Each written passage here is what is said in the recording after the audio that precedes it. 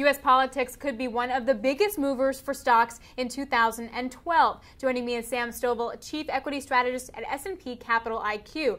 Sam, we are headed into 2012 presidential election. How do stocks typically perform in a presidential election cycle?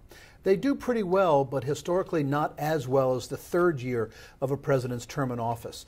The third year since World War II, the market has never declined. Average price increase of more than 16%. We're probably not going to get that in 2011, but 2012 average increase is a shade below 6%.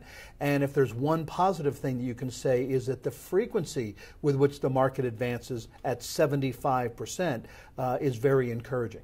Now that we're not going to see that 16% gain in 2011, how does that bode then for 2012? Are we going to make up that, or is it going to be even worse off than that 6% you were talking about? I think the factors that are keeping a lid on equity prices in 2011 will probably be around at least the early part of 2012. So is there any correlation between a party change and the performance of the stock market that you've noticed?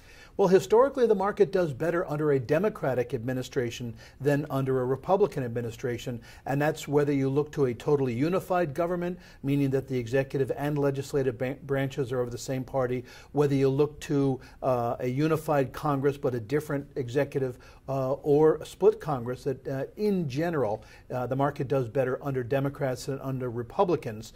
So that's the first thought, but you really have to wait until August through October to know whether there will be a change in the presidency.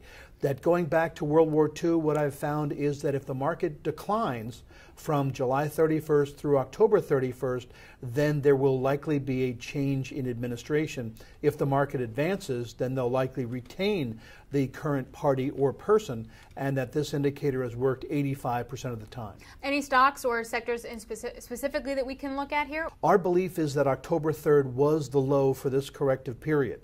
History says, but does not guarantee, that we could see the S&P 500 up 23% 6 months later and 32% 12 months later.